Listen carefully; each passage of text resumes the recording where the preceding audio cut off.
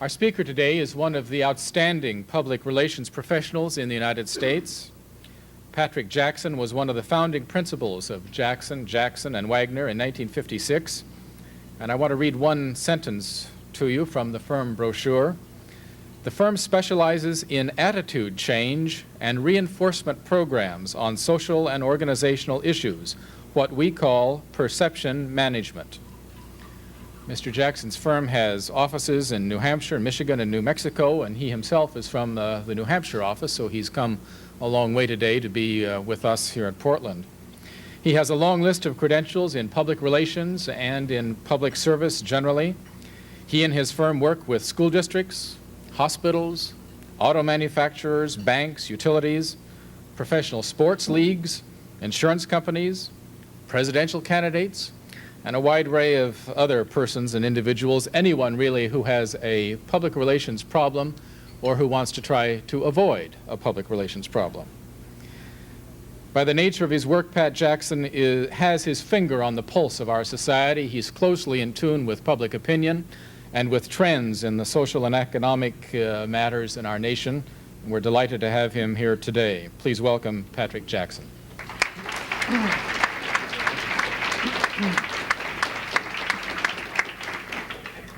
I was a little worried when I found out your president was a lawyer that he might give me an introduction like I got last week when I spoke to a state bar association. In the typical lawyerly way, the attorney that introduced me said, and I now give you our alleged speaker. Why is it today that we can't talk to friends, go to a meeting, read the paper, without being bombarded with issues and crises? Is this in itself a crisis in our society? Is it possible that maybe this is good? Is this maybe how American democracy was envisioned? Well, I'd like to share with you today some things that we have discovered, those of us who work professionally in this field of issues. And I think I'll be describing for you a world that you may not be too familiar with. In fact, I hope some of the things I say will strike directly at some long-held beliefs and myths of yours, because things are changing. And certainly this question of public debate is changing. The ultimate change, of course, is going to be decided by you and me and other folks like us, so I think it's altogether fitting that we talk about this in this way. Because if there's one thing the American democratic experience has shown us, it is that it's not the specific decisions we make that in the long run are important, as it is the way that we make those decisions. Certainly no one here giving it any thought is going to disagree with that. What makes our country different from others is the decision-making process.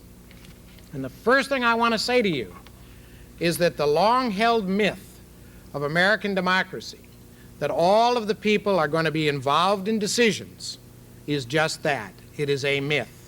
The 1960s and 70s, when everyone finally went through the new American Revolution and realized that they could participate, had an effect that I suppose the psychologists, or at least the parents of teenagers among us, could have predicted. Given the right to participate, most of us no longer really wanted to.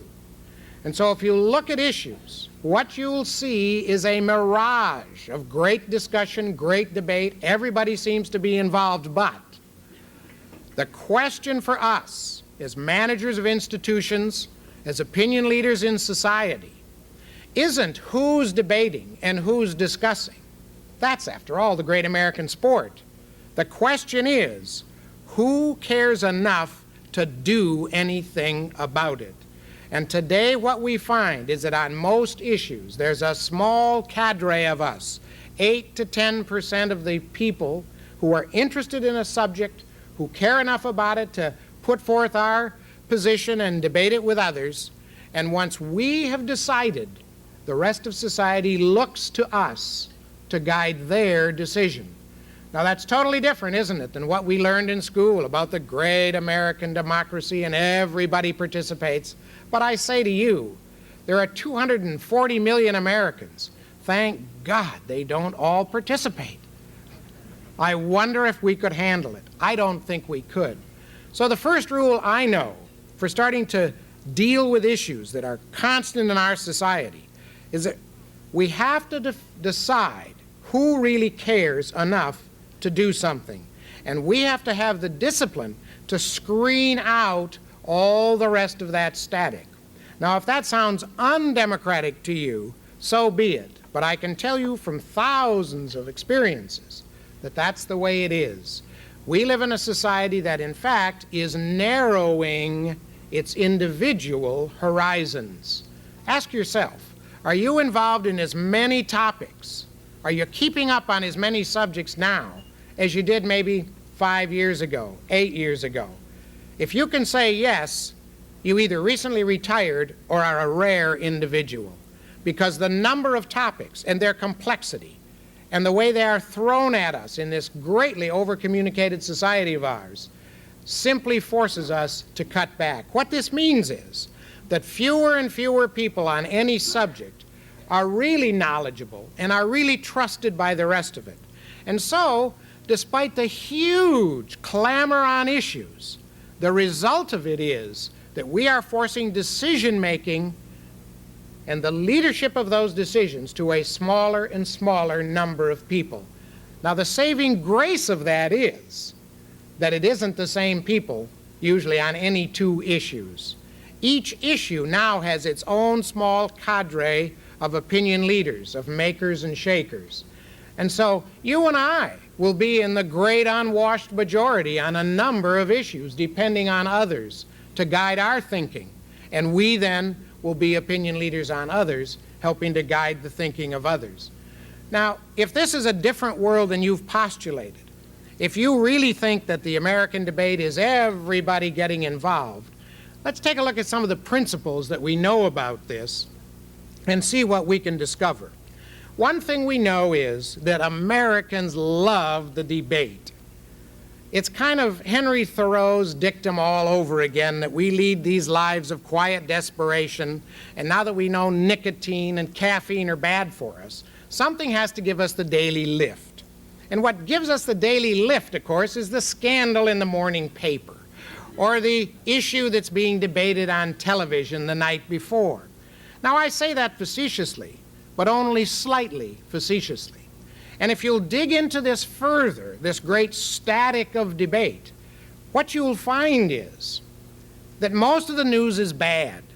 And so there are always these campaigns, gosh, why can't we get the media and politicians to talk about good things? Well, the reason we can't is that study after study shows us that by a factor of 7 to 1, Americans love bad news. You know how the nightly television shows are put together, don't you? You know, first you take the worst disaster of all, and that's the lead. And then you kind of rank order the rest of the disasters and pile them in until, of course, it gets time for a commercial. Then just before the commercial, you have a kind of a little happy good story because you don't want the earthquake leading into the Wheaties. You know, that's not a good idea. And then you go back to the disaster mode, and then at the last piece of the show, you tuck in maybe your best kind of good news story because you want people to tune in again tomorrow night, and you don't want to leave them, you know, on some boat sinking somewhere. Well, now, we can criticize the media and say, what's the matter with those people? Why aren't they more responsible? And I could really get into that. I bet you could too. The problem is that they really are our creatures. They do that because when they don't do that, their ratings and their circulation fall. They do that because we want it. So now we have to step back, those of us that are probably in this opinion leader group that's going to have an impact on the decisions on issues. We have to step back and we have to say, well, how about this information that's flowing around society, these debates? Can we analyze it? Yes, indeed, we can. There are really 3 kinds of information flow through society that lead to decisions. First, there's a certain amount of need-to-know information. Precious little, I might point out, but some need-to-know information. Then there's a category of nice-to-know information. It's nice to know what they're doing in Washington and in Salem. It's nice to know, but frankly, by the time they make up their mind, get a policy, get it written, and get it out to us, it's years off in the future.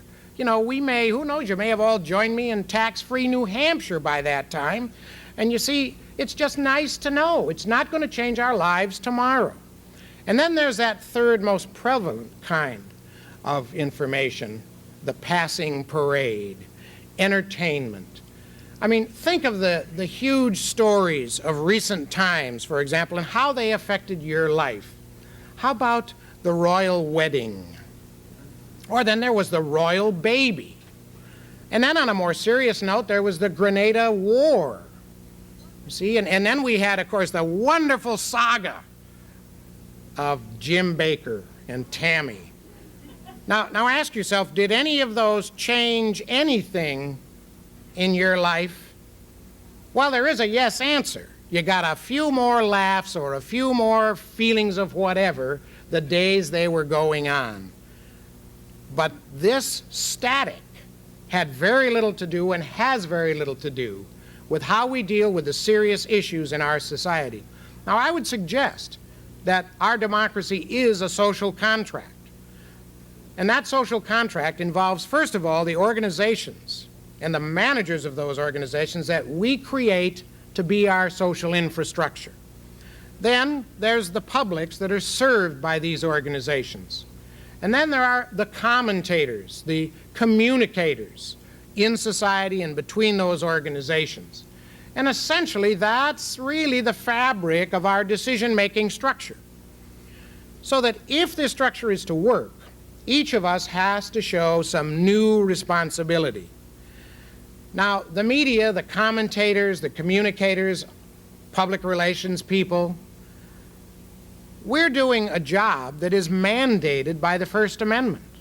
And so when we do things that may not be likable to you, or the opposition on the issue thinks that that was really off the wall, they need to remember what American society is about. And I'm postulating, therefore, that the ultimate decisions on this are not going to be made by us commentators and those who communicate in society. They must be made by the managers of the institutions, even more so than by the public. It's just the American way. You know, it's like that wonderful Lutheran minister that I know. He got the letter from headquarters that said that he had to have a public relations program, a communications program now, because that's what you do these days. And the trouble was he didn't have any training and he didn't have any budget, so he figured, well, the only thing he had going for him was that wonderful glass-covered bulletin board in front of the church.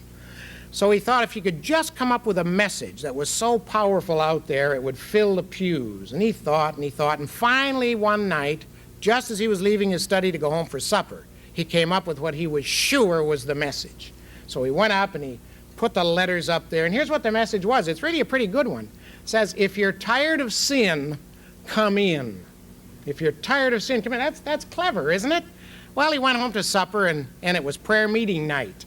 So less than an hour later, he came back and he proved for all time how American society works.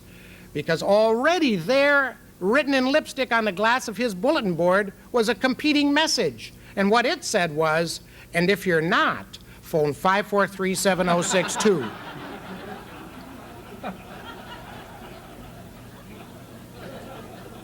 As one who has counseled most of the major social movements in the 60s and 70s, and now in our new spirit where we don't have much social movement but change comes from within institutions, works with a number of them, my vision is that it's the managers of American institutions that are going to have to learn how to stop people from phoning 543-7062.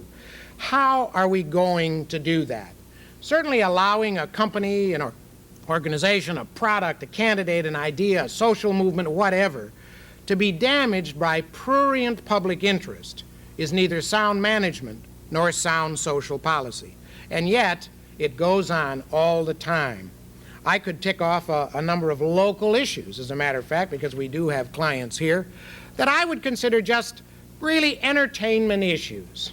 The trouble is, the management of most of our institutions doesn't know that they're entertainment institutions. And so some incident occurs, or some critic strikes, and most often we allow those small numbers of individuals to end up running our institutions because we're so busy responding to them. The static gets in the way of proper management. Now, there's a lot of static. There's going to continue to be a lot of static because it comes primarily from change. But we know change isn't going to change. In fact, the American people now, for the first time ever, accept change. They really think it is inevitable. Some of the institutions that I work with, for example, which are pretty standard and their product or service hasn't changed much, we're finding that we have to do something different just to make people think we're with it and are changing with the times. Because you're an old stick in the mud if you don't change along with everybody else. But I'm not sure we realize how deep these changes are, and therefore why there is such a source for this static. One of the organizations that we counsel is the American Agricultural Movement. It's one of those places today, you know, where you like to get paid in advance, but the farmers are a good illustration, I think, of our lack of understanding of this change and of how, therefore, it's naturally going to bring up a lot of this static which isn't going to contribute to the debate. It's only going to mislead managers of institutions and opinion leaders. Farmers still think of themselves as being dirt farmers. You know, they wear their coveralls, and their mental image is that they're out there digging in the dirt, growing those carrots and tomatoes. Well, I mean, the American public knows better than that. We know they have these $125,000 air-conditioned tractors with stereo, TV, computer terminals. It's kind of like getting on an airplane. You know, they have to wheel up the stairs there, and you walk up to get in this tractor, and yet they still have this view. And one of the reasons that they've had problems is they can't get rid of that view of themselves as dirt farmers in many cases. And so we did to get them to understand that, our technique was to use a little cartoon. And let me share it with you because maybe it will get across what I mean by the source of static that's there, that's going to continue to be there, so there's no sense in wishing it would go away. In this cartoon, there's a big tall building over here, a glass skyscraper, and there's a road going by it, and then there's a sign telling what's in the building. Let me read you the sign. It says, "Welcome to Agriplex Farms Incorporated, a division of Cultivation Megasystems International, a wholly owned subsidiary of EcoData Multi-Nutritional Germination Processors."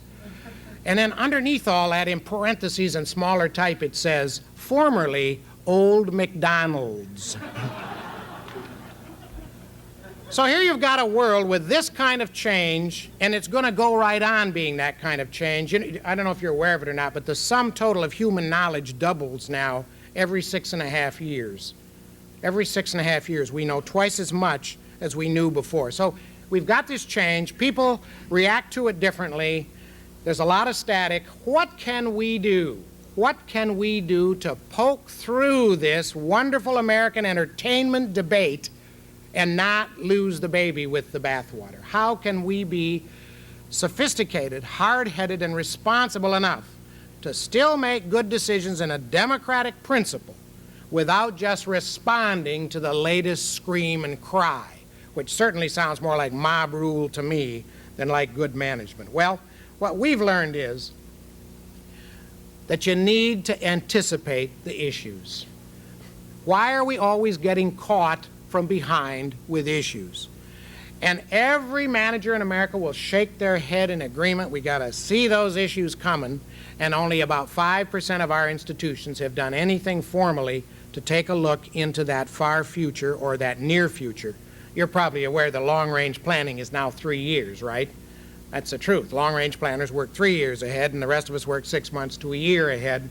How are we going to get out to these coming issues and be able to deal with them? Well, one of the ways is to take a look at those issues in some kind of a hierarchy. And you may be interested in how our firm, for example, analyzes issues. First of all, we find that there are 5 kinds of issues or crises that affect managements, institutions. One of them is an accident, just a simple accident. Happens all the time. Another is a scandal. Gary Hart called us not long ago from northern New Hampshire, that kind of thing.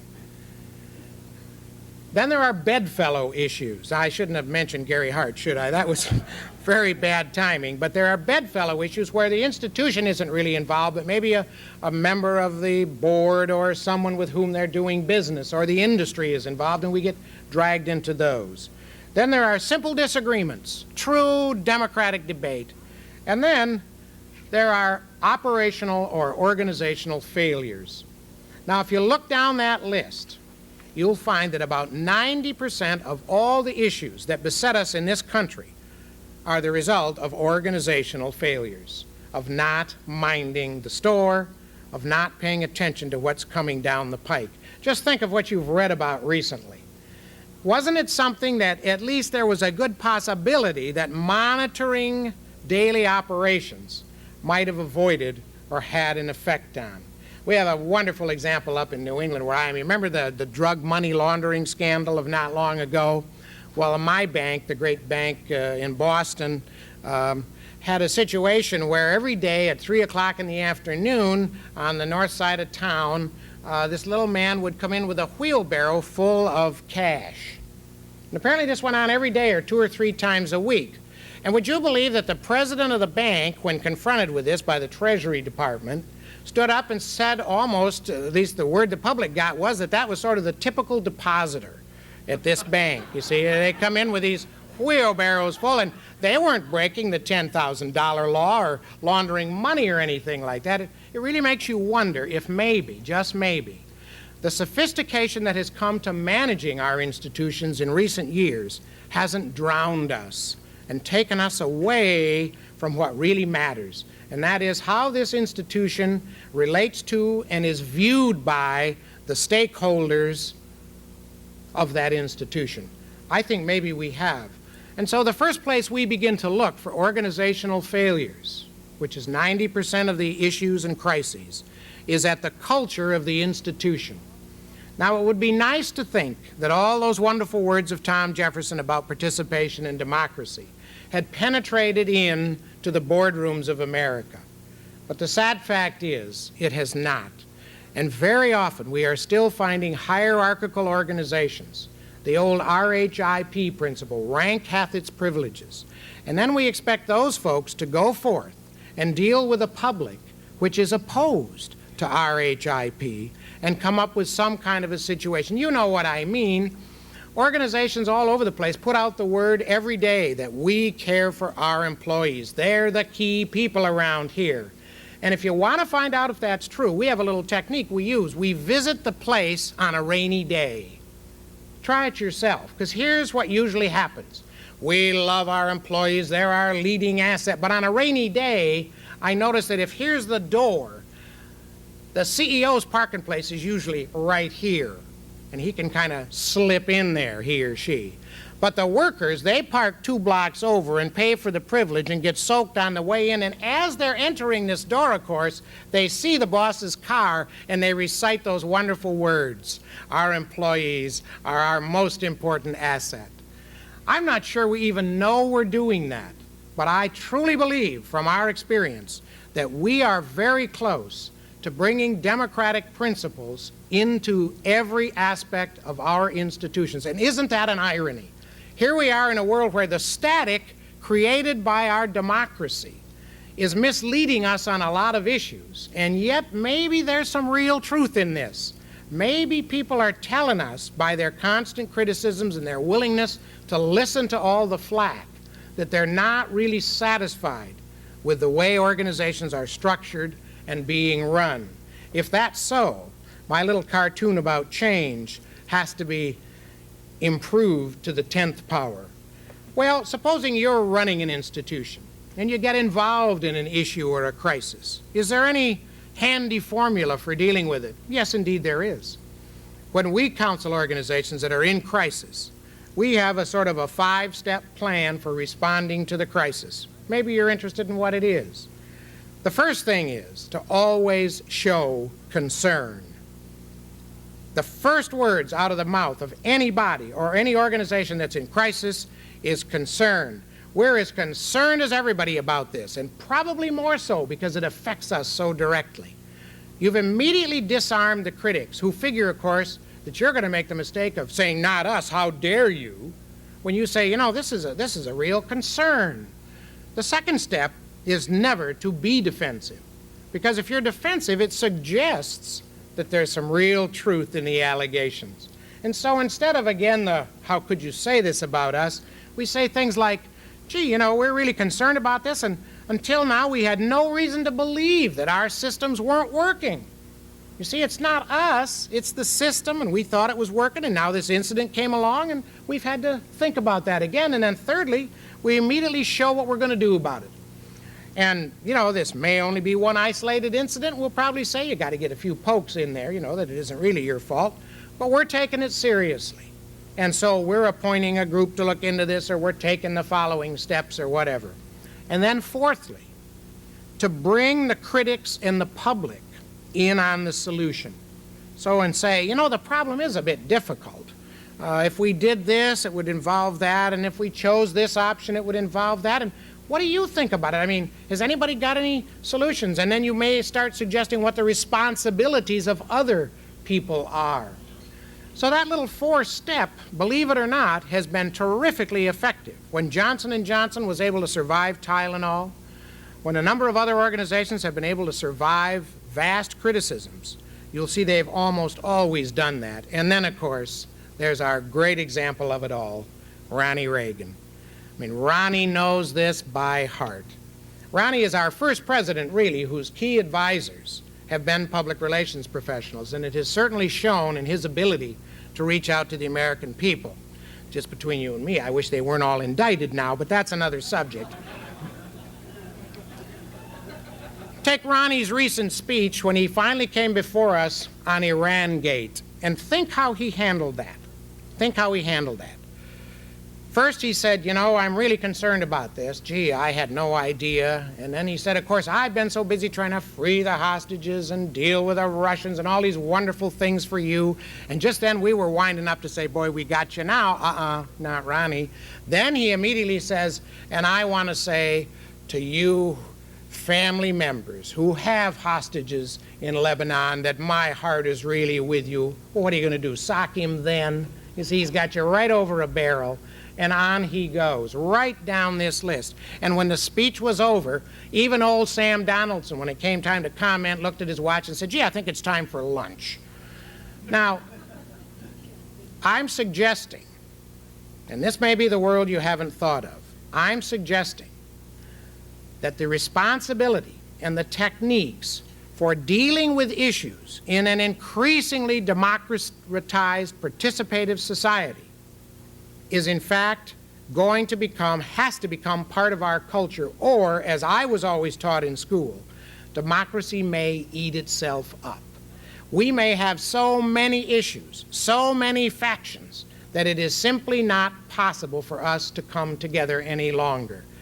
And I firmly am convinced that we have the technology for this, and what we lack is really the skill. That most of us who are important in institutions have not looked at it as a management proposition. I think we're going to, I hope we're going to, because it may very well be that not only our institutions, but our society depends on it.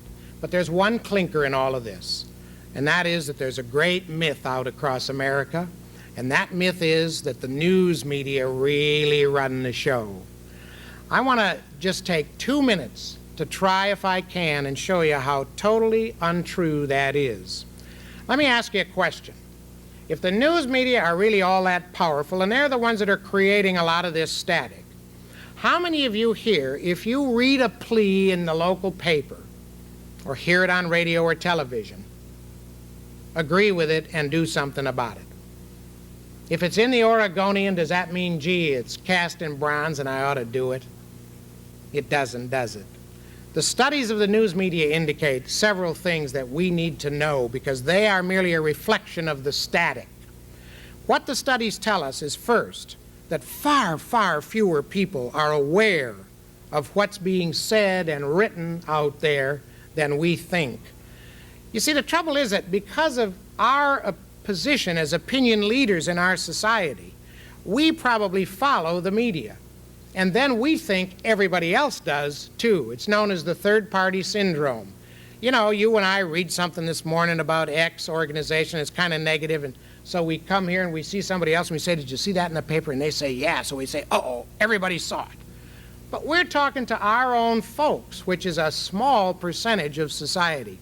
We have studies indicating that after weeks of debate on really emotional issues, as few as 25 to 30% of people in an area, in a community, are even aware that the debate is taking place.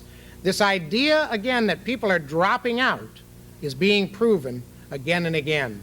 The second thing is, people do not believe what they see, read, hear in the media. We all approach the media with what the media scholars call selective perception. Selective perception means that when I read something and I agree with it, I say, great story.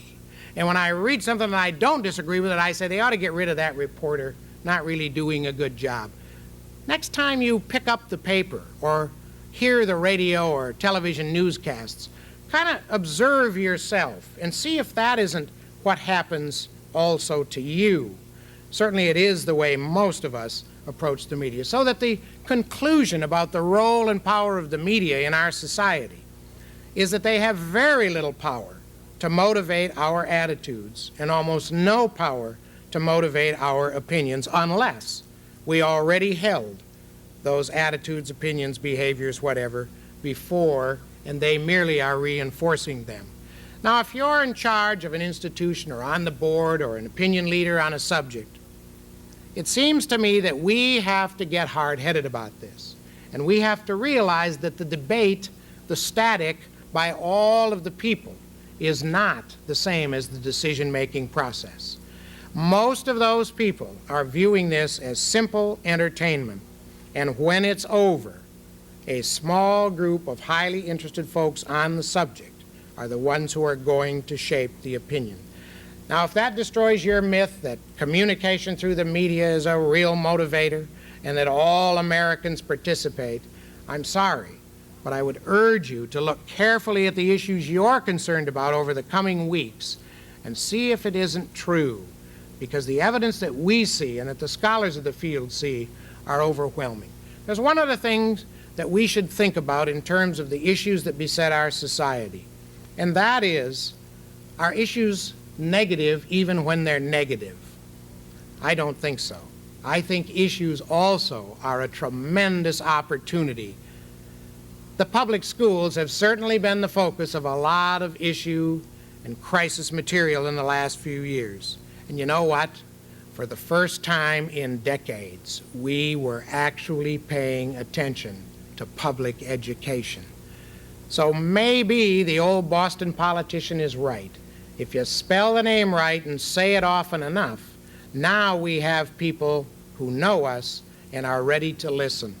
Well, sometimes, of course, it doesn't work out that way. I have a utility client that it's a gas utility, and every once in a while a gas utility will have an explosion.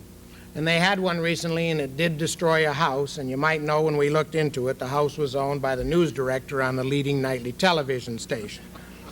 So, you know, I'm not suggesting that we can manage and win all these issues, but I am suggesting to you that our approach to how we handle the issues, never mind the decisions that we make, but how we handle those issues, our willingness to understand that this is the key principle in democracy, and then your and my personal willingness to be hard-headed and sophisticated and disciplined about it and not get caught up in the static is going to make a real difference in this country, because anticipating the issues is the only way to deal with them. Once an issue is hot and being debated, everybody loses, because the only way you can solve an issue in a democratic society is with accommodations on both sides.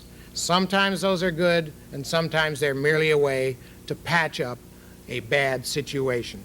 Well, what can I say that will urge you to become issue anticipators and to be sophisticated handlers of issue and to realize that these are not just entertainment. Maybe I can tell you a little story about planning ahead. Maybe that'll scare you into doing it. Do you know the wonderful story about the young lady who, for graduation, got a chance to go on the cruise? Do you know that one? It's really about planning ahead. She realized that cruises were expensive and she probably wouldn't get to go very often in her life, so she decided that she would keep a log of the cruise. And I'll just share her log with you, and maybe that'll stimulate you to realize you got to anticipate the issues, plan ahead, and really take a look at this subject. On the first day, she wrote, "The ship is big and white and beautiful. The sun is shining. There are 600 other people on the cruise. It's going to be a great vacation." And on the second day, she wrote, "Wow, better than I expected. The captain has invited me to dinner."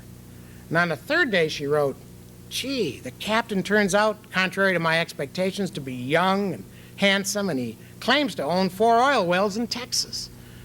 And on the next day, she wrote, "Ooh, my vacation is going kind of sour because the captain is really pursuing me and suggesting that I do things on the cruise that young ladies shouldn't do. And in fact, it's so bad that he has threatened that if I do not give in, he will sink the ship." And just to show the importance of planning ahead on these issues, on the 6th day she wrote, "I just saved the lives of 600 fellow passengers." Can you take questions or do I?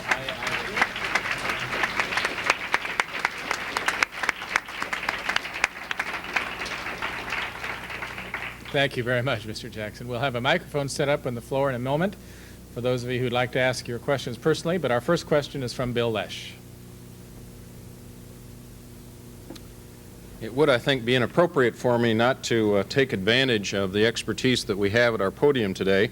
And so on behalf of the governor, the legislators, and everyone who's ever paid property taxes, let me ask the following question. We have been struggling with school finance in the state of Oregon for the past 20 years, and in fact the voters have rejected 19 proposals in the last 20 years, some of them by rather astounding margins, even for someone who's involved in politics. The governor has appointed a task force which is supposed to offer to the next legislature, and I assume the voters, the next in this series of proposals. Do you have any advice for the governor, the legislature, and the poor property taxpayers in the state of Oregon on how we manage the school finance issue? Well, remember, you're talking to a guy from New Hampshire where we have no sales tax and no income tax, and we live entirely off our property taxes. They're far greater than yours. And if I knew the answer to the issue, I would have already passed a new tax in New Hampshire. I can tell you this, however, from work in your state with industrial groups, with public education, and with higher education. It's my view that the reason there has not been a solution to this problem is that there has never been a satisfactory, far-reaching coalition of those very opinion leaders I spoke about. Every time a proposal comes up, this group opts out because they don't like some of the details, or this group opts out. The only way I think Oregon or my own state or any other is ever going to solve that problem is to have those people who are really concerned get together on it and hang together. And this is just what I was talking about. We need responsibility and not just all the static. I think there's another thing one should say here, too. Too often we believe that people's response on an issue like that has to do with the issue itself. On the taxes, it has very little to do. The rhetoric is, I can't afford it. And you've all gone through the idea of breaking it down to a daily basis, and it usually comes to a couple of candy bars a day per person. Something else is at work there. And I have a hunch it's what I spoke about inside institutions. The people still aren't quite trusting enough of that state government institution and what it would do with it. And the real answer lies in building that trust first. The passing parade. The Woodward book came into my mind while you were talking, and I just had to bring the subject up. What do you think of it, and why did Mrs. Casey go to all the trouble to deny that Woodward had access to her husband? Well, Mrs. Casey didn't know much about managing issues. You see, if that's the major mistake we make. When we represented all the activist groups, we had a neat little formula. what an activist group does, they never have any money and they don't have any, trained people. And what they do is they think up the sexiest criticism they can make, and they run in and they zap some big organization with it, and then they all go off fishing and on vacation, because they can be sure the management will be so busy denying it all and shooting themselves in the foot that the management itself will create an institution. And I think for Ronnie and Mrs. Casey and those others to be out there now is sheer folly. Let the thing run its course and forget it. It's the old rule we have in New England for our booksellers. If we can get it banned in Boston, it is a bestseller without fail. The rule is don't respond. Leave it alone. Mrs. Casey probably can't be expected to know that, and maybe it's just as well.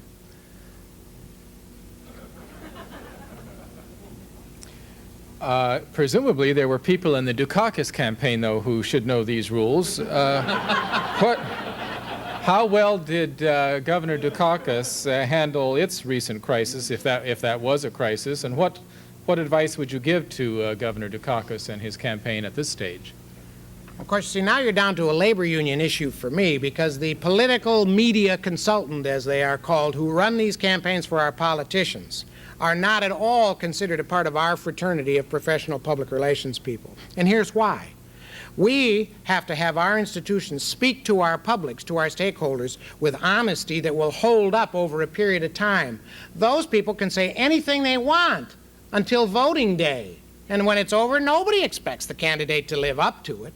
And I think what you have here is a clear example of that. The person involved, a person I know well, is one of those media people. They really believe, you see, that kind of trickstery is okay. Again, we've got to be responsible. By the way, I don't think that person really believes that what you read in the media is what you're going to do. The political people generally believe that. All you have to do is look at the presidential elections in the last several years. Despite all the talk about media campaigns, the fact is Reagan and Carter before him had door-to-door individual grassroots opinion leader networks that you wouldn't believe. The day before the last election, 6.5 million Americans were on the streets working for Reagan. I suggest to you that's more powerful than 10 weeks of the front page of every publication in America.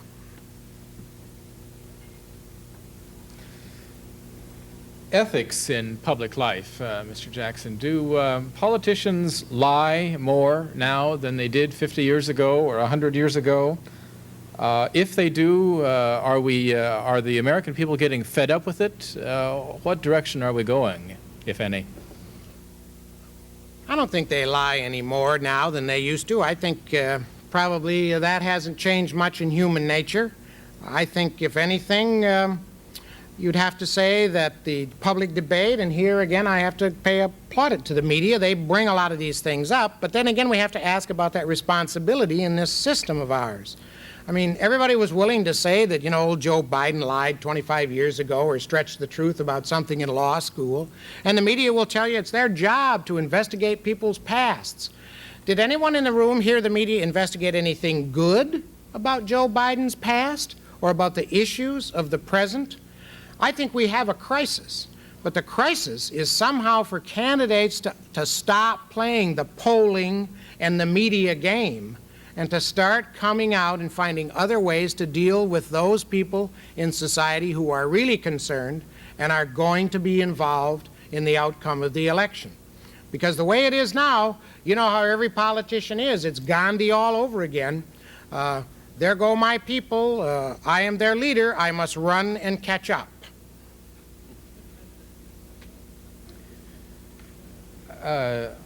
At the turn of the century, there were those who thought that William Randolph Hearst controlled American foreign policy, and some say the Spanish-American War was the creation of the Hearst newspapers. Is that a myth also, Mr. Patrick, or did the media, in fact, used to have more power than you say they have now? No question about it. Until the mid-1930s, we were a nation that had very little information flow. I mean, think about it. People didn't have telephones. Very few people subscribed to the newspapers. Radio until the mid-30s was in its infancy. No television, and, praise the Lord, no one had yet invented the direct mail house. So the sociological studies are clear that until about the mid-30s, after the Depression urbanized us, got us into an information situation, the telephone and newspapers became cost-effective for the average family. Until that time, information was power. And certainly a person like William Randolph Hearst, with his views that as a publisher he really should tell us all what to do, I think there's fairly strong evidence he did control. But consider today. Well, just think of the Grenada War, for example, and you'll see the difference. Even though no media were allowed to go in, no observers of any kind were allowed to go into Grenada, what was the result for the president? The result was that 75% of us thought it was not a good idea. And in fact, repercussions from that are still being felt. I think it is a change, but I think the statement about Hearst is probably true, knowing what we know about that time. The other big media event of the past couple of weeks has been the Bork hearings. How would you assess the public relations and media environment of those hearings? As a public relations professional, I'd have to tell you there has been no public relations plan around that. If I were either trying to push Mr. Bork or trying to defeat Mr. Bork, I would have certainly had my side do it a lot differently with a lot more focus, one or two messages, and keep repeating them. What we're having here is perhaps part of this static question. We're seeing an important appointment, a really important appointment, if you can believe the potential implications of a change in the direction of our Supreme Court, being in fact subjected to true, full-fledged democracy, where we can all watch, if we want to, the actual proceedings.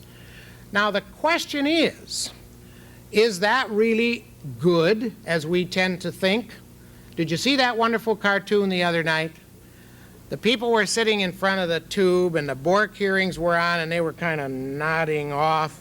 And then in the next panel, a commentator said, and the NFL is on strike, and the guy jumps up and says, what? I think that's probably a truer picture. I think the Bork hearings for most Americans are, again, the passing parade, great entertainment. And if I were involved on either side, I wouldn't have done it the way that they did it. But it's up to us now to decide, is that the way we want to run our democracy? Is it good that we be able to see all that? I'm not sure. How do you feel? I'll ignore the question and offer up one of my own. I'm Steve Lindstrom, club member, and both in your remarks and in response to a question, you suggested that there are times when it's appropriate to ignore people or critics who raise issues. And you then spent a lot of time talking about how to respond to what an institution perceives as legitimate issues. But I'd appreciate another comment or two from you on a couple of the creative ways to ignore criticism that's brought up without just appearing to stonewall or ignore the critic. Well, I'd love to talk about that. I spend a great deal of my workday doing exactly that. First of all, what's wrong with stonewalling? There's an ethical principle here, obviously, that we have to know when we are involved in a subject that truly is the public's interest, and when we are merely dealing with their desire for entertainment, their prurience to want to be involved in things that, frankly, they're not really going to do anything about. Increasingly, as I suggested about Mrs. Casey, it makes good sense to ignore just on a simple practical principle. If you are criticized and you just ignore it, usually it just goes away. Even if they get a slight second or third shot, it goes away. But as soon as you respond, it is now, by definition, an issue with two sides to it, and the great investigative mentality of commentators and journalists and politicians is now sucked in. And so that the first day there's bad news about you going the rounds, maybe 10, 15, 25% would be high of even the purveyors, the readers of the media, let's say, would know about it. But our studies show that if you respond, The second day, you'll be pushing up to 30, 35, 45%. So you see, you're helping to make the issue. Because always remember, tomorrow there's got to be another issue to sell papers that day. And maybe that one will push you out. The other way I think that we can respond, I think the system that I suggested is a sort of a no response, in that we're not going to argue about the issue, not to get trapped into the debate. But you know, we have a great example here, a great case.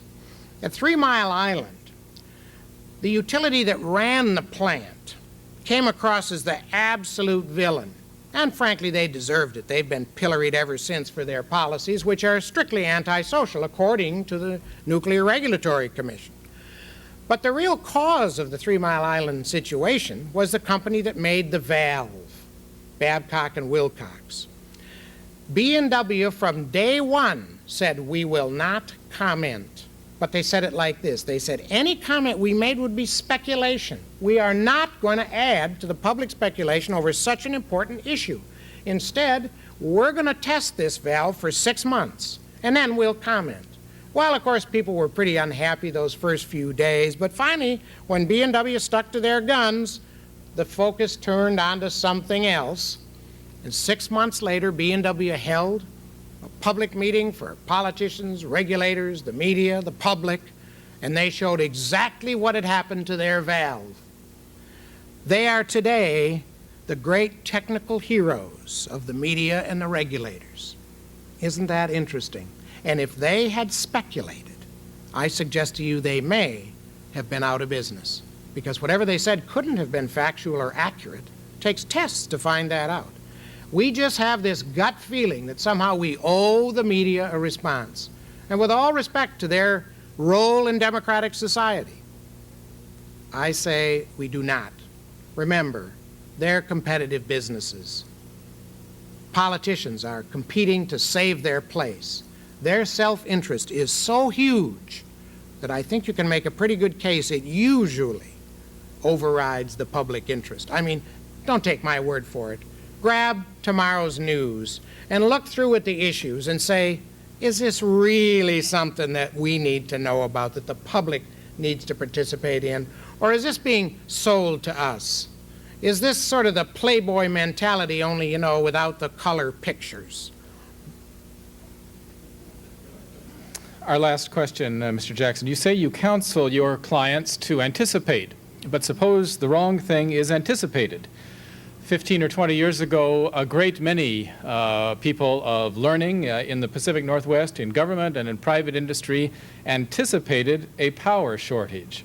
And one of the results of that anticipation was the undertaking of the creation and the construction of 5 nuclear power plants in Washington, the state of Washington, which we in the Northwest fondly know as whoops.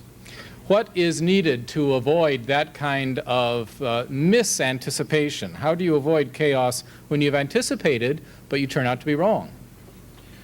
Actually, this case, with which I am very familiar, we counseled the originators of the anti-nuclear power movement in America. We have also counseled the government trying to referee the fight, and we have counseled the builders of the world's largest nuclear plant out in the Arizona desert.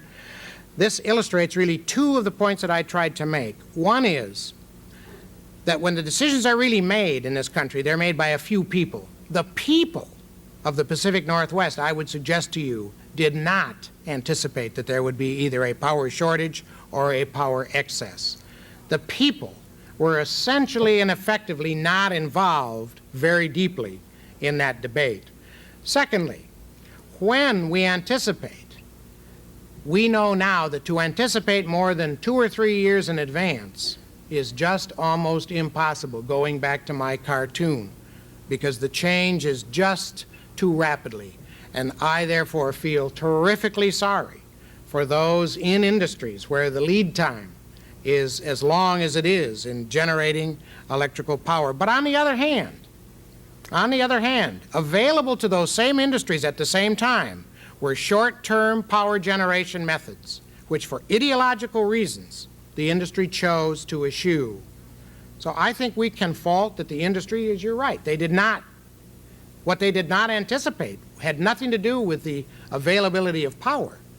What they did not anticipate was the public's concern once they, in fact, got a chance to participate. Far better to anticipate issues by letting people tell you they don't like it right from the beginning.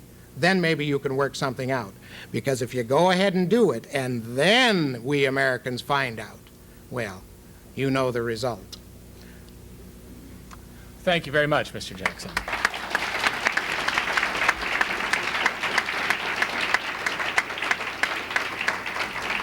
We appreciate very much your being here, for your remarks that were both entertaining and informative. Thank you all for being here. We are adjourned. Thank you.